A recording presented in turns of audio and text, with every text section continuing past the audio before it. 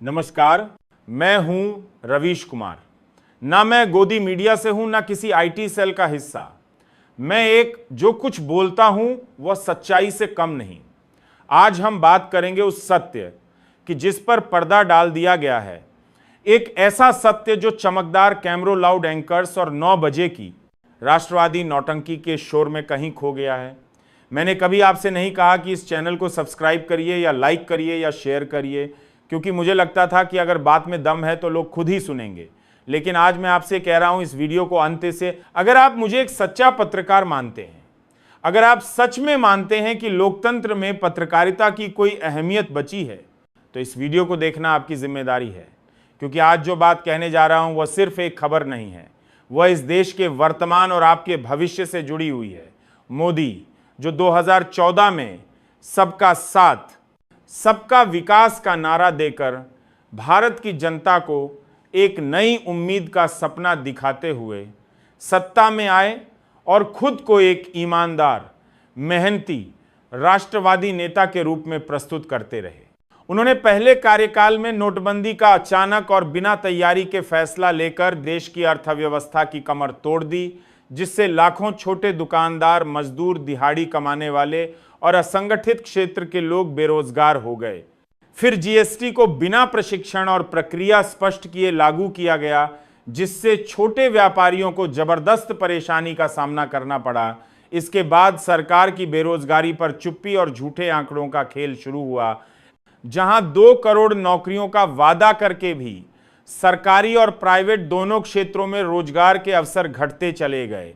Railway से लेकर BSNL तक में हजारों लोगों की छंटनी हुई और युवा वर्ग निराश होकर प्रतियोगिता परीक्षाओं के जाल में फंसता चला गया। इसी दौरान सरकारी संस्थानों जैसे विश्वविद्यालयों, न्यायपालिका और मीडिया में आरएसएस समर्थकों की भर्ती कर लोकतांत्रिक संस्थाओं को कमजोर किया गया। आलोचना को दबाने के लिए मीडिया को खरीदा गया या डराया गया। जहां सवाल पूछने वालों को अर्बन नक्सल, टुकड़े टुकड़े गैंग, देशद्रोही, ट्रॉलर, पप्पू समर्थक जैसे उपनामों से बदनाम किया गया और सरकार की हर नाकामी को हिंदू, मुस्लिम, पाकिस्तान, राष्ट्रवाद, राम मंदिर और सेना की आड़ में छुपा दिया गया। फिर जब किसानों ने 2020 में कृषि कानूनों का शांतिपूर्ण विरोध किया तो उन्हें खालिस्तानी, आतंकवादी और विदेशी एजेंट कहा गया, जबकि असल में किसान बिल पूंजीपतियों को लाभ पहुंचाने के लिए लाया गया था, जिसे सरकार ने अंततः वापस लेना पड़ा। लेकिन तब तक सैकड़ों किसानों की जान जा चुकी थी। फिर कोरोना महामारी में केंद्र सरकार की असफलता ने जनता की जान जोखिम में डाल दी, जहां ऑक्सीजन, दवाइयों और अस्पतालों की भारी कमी के बावजूद प्रधानमंत्री चुनावी रैलियों और दिया जलाओ जैसे इवेंट्स में व्यस्त रहे। लाखों लोग बिना इलाज मर गए, लेकिन मौत के आंकड़े छुपाए गए और फिर पीएम केयर्स फंड को निजी नियंत्रण में रखकर उसकी पारदर्शिता से जनता को वंचित किया गया।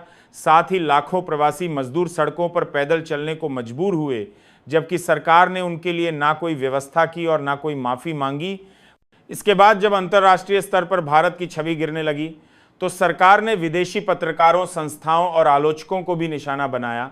फिर अडानी, अंबानी जैसे उद्योगपतियों को बंदरगाह, एयरपोर्ट, रेलवे, कोयला खदान, टेलीकॉम और रक्षा क्षेत्र जैसी देश की बहुमूल्य संपत्तियां दी गईं, जिससे यह स्पष्ट हुआ कि सरकार कॉरपोरेट के इशारों पर नीतियां बना रही है। फिर ईडी, सीबीआई और इनकम टैक्स जैसे संस्थानों का इस्तेमाल विपक्ष को डराने और चुनाव से पहले छापे डालकर राजनीतिक लाभ लेने के लिए किया गया।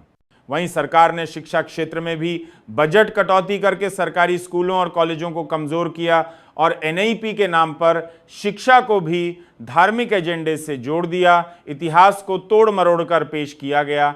छात्रों की आवाज को दबाने के लिए जेएनयू, जामिया और अन्य संस्थानों में पुलिस भेजी गई। देश भर में बढ़ती नफरत, लिंचिंग, मॉब वायलेंस और धार्मिक ध्रुवीकरण की घटनाओं पर प्रधानमंत्री की चुप्पी ने संकेत दिया कि यह सब सत्ता की रणनीति का हिस्सा है।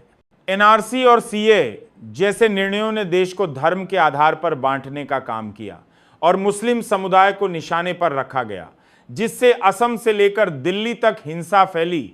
फिर मीडिया में गोदी मीडिया का बोलबाला हुआ, जिसने सरकार के हर झूठ को सत्य साबित किया। बहस के नाम पर नफरत फैलाई गई और मुद्दों से ध्यान भटकाकर केवल धार्मिक उन्माद पर जोर दिया गया, जिससे देश में शिक्षा, स्वास्थ्य, महंगाई और रोजगार जैसे असली मुद्दे गुम हो गए। पेट्रोल डीजल के दाम आसमान पर पहुंच गए, गैस सिलेंडर 1200 रुपये पार कर गया, खाने के तेल और राशन की कीमतें बढ़ती चली गईं। लेकिन सरकार हर असफलता को कोरोना, युद्ध, पहले की सरकार जैसे बहानों से छुपाती रही। साथ ही डिजिटल इंडिया और आत्मनिर्भर भारत जैसे नारों के पीछे बेरोजगारी और मंदी को ढका गया।